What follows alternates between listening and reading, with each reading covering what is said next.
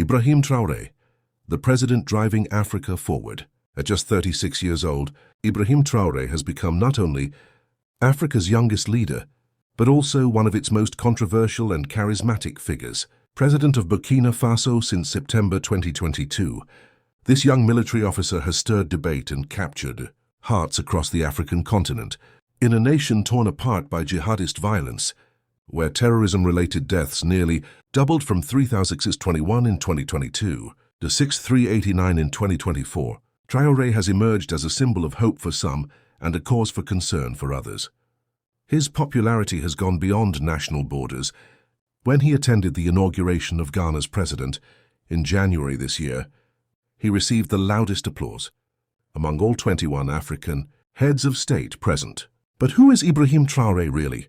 Is he a visionary leader promising to transform Burkina Faso by cutting ministers' salaries by 30%, while increasing civil servants' wages by 50%? A controversial ally of Russia challenging the West? Or a man aware of the dangers surrounding him, seeking divine protection through prayers from all religions?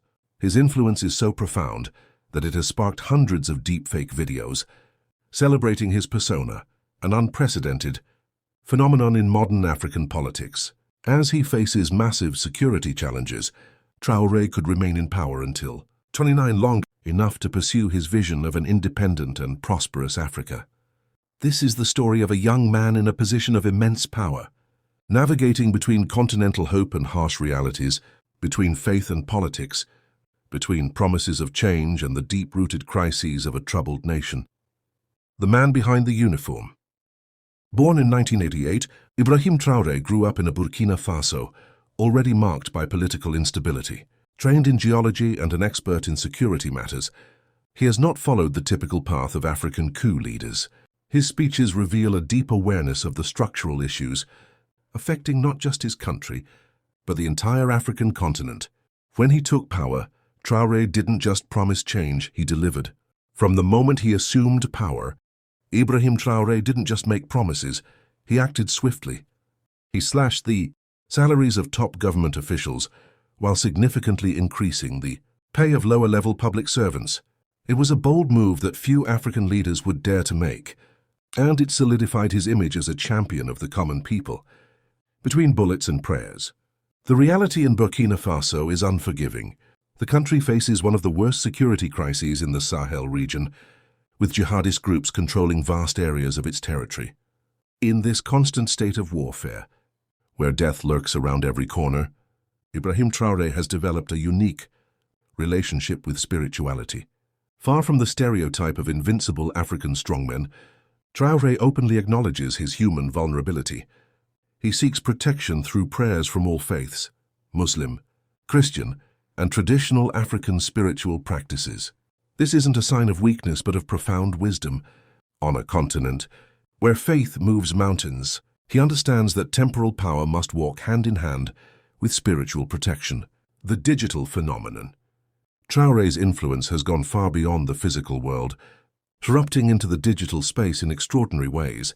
Hundreds of deepfake videos circulate on social media, not to mock or discredit him, but to celebrate him. Young Africans across the continent are creating fictional content portraying Traoré as a hero, a savior, or even a father figure of modern Africa. This phenomenon is unprecedented in contemporary African politics. No other leader has ever sparked such a spontaneous, celebratory digital movement. These Traoré deepfakes aren't tools of misinformation, they're expressions of hope. A young generation is projecting its dreams of a strong, independent Africa onto the image of this 36-year-old president. The price of leadership. Being Ibrahim Traoré means living every day under the shadow of death. Attempts on his life aren't distant possibilities. They're real, immediate threats. In a country with a long history of political violence, where past leaders have been overthrown or assassinated, he knows each day in power could be his last. In this context, his prayers take on a deeper meaning. They're not just rituals. They're anchors of sanity in a world consumed by chaos. When a man carries the weight of millions on his shoulders, when every decision could mean life or death for his people, seeking divine protection becomes not only understandable, but essential. Breaking with the West. Traoré's rise marks a turning point in Africa's relationship with its former colonial powers. Under his leadership, Burkina Faso expelled French diplomats and cancelled military agreements that had lasted for decades. This wasn't a reckless move. It was a calculated step toward reclaiming national sovereignty. As the West watches with growing unease, Traoré is strengthening ties with alternative global powers, most notably Russia. His message is clear. Africa no longer has to choose between Paris and Washington. There is a third path, the path of true African independence. This anti-colonial stance strikes a chord with African youth. Traoré's anti-colonial rhetoric resonates deeply among young Africans, who see in him not just a president, but a symbol of resistance against decades of neo-colonialism. His fiery speeches denouncing Western exploitation echo across the continent, inspiring similar movements in other nations. The paradox of popularity. Here lies one of the most fascinating aspects of Ibrahim Traoré. How did a leader who came to power through a military coup gain such widespread legitimacy? The answer lies in the authenticity of his message and the consistency between his words and actions. In a continent where political promises are often broken, Traoré stands out for actually delivering on his commitments. When he vowed to cut elite privileges, he did. When he promised to improve conditions for workers, he raised their salaries. This alignment between speech and action has built a rare level of trust in modern African politics. His youth is also a key factor.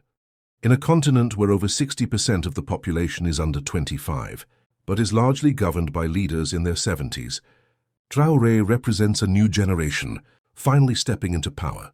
He speaks the language of the youth, understands their frustrations, and embodies their aspirations. The test of time.